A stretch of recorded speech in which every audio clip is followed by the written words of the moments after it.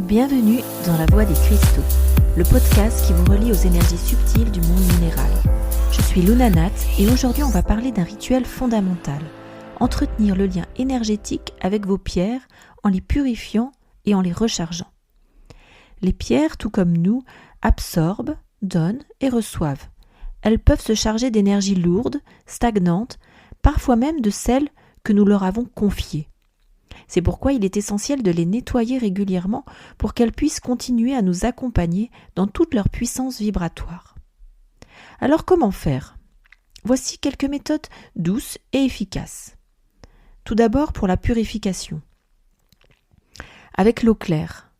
C'est assez simple, il suffit de passer votre pierre sous un filet d'eau, tiède ou froide, si elle le supporte, pendant 1 minute ou 2. Vous pouvez y associer une intention. Je libère cette pierre de toute énergie qui ne lui appartient pas. Attention, certaines pierres n'aiment pas l'eau, comme la sélénite ou la malachite. Nous éviterons donc ce rituel. Il y a également la fumigation. À l'aide de la sauge, du palo santo ou d'un encens naturel, passez la pierre sous la fumée quelques instants. Cela purifie en douceur, surtout pour les pierres délicates. Il y a aussi le sel, à utiliser avec précaution. Vous pouvez déposer vos pierres dans un bol de sel ou dans un petit contenant posé sur du sel. Ne jamais mettre directement les pierres au contact du sel, ce qui pourrait les abîmer ou les détériorer. Il y a aussi les ondes sonores, comme le bol tibétain, une cloche, un diapason, tous ces sons qui vont venir harmoniser les énergies, simplement par leur vibration. C'est une belle façon de nettoyer vos pierres à distance et avec respect. Maintenant, place au rechargement. Après avoir purifié vos pierres, vous pouvez les recharger à la lumière lunaire.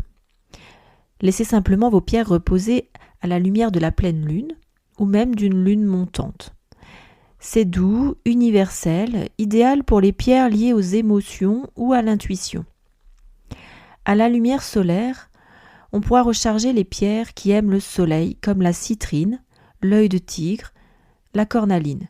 Mais attention, certaines pierres peuvent s'altérer à la lumière du soleil, comme l'améthyste, qui changera de couleur, ou l'aigue-marine.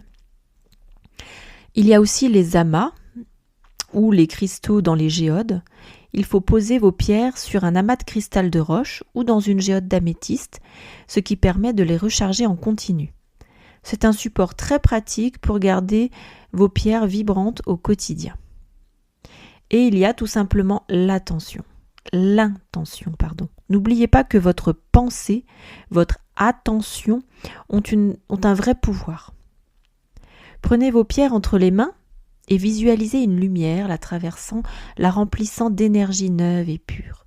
Vous pouvez également formuler une phrase à l'intérieur de votre tête ou à haute voix.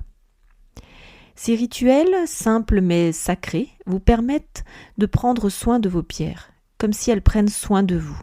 C'est une manière d'honorer cette relation énergétique, subtile, mais bien réelle. Certaines personnes créent même une routine. Par exemple, une purification à chaque pleine lune, un rechargement 1 fois par semaine. À vous de trouver votre rythme, votre propre rituel, sans contrainte, mais simplement aligné avec ce qui semble juste pour vous.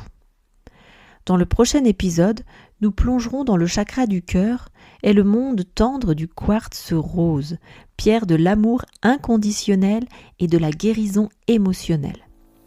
Merci pour votre présence ici dans la Voie des Cristaux, que vos gestes soient simples mais habités et que vos pierres brillent de leur plus belle lumière.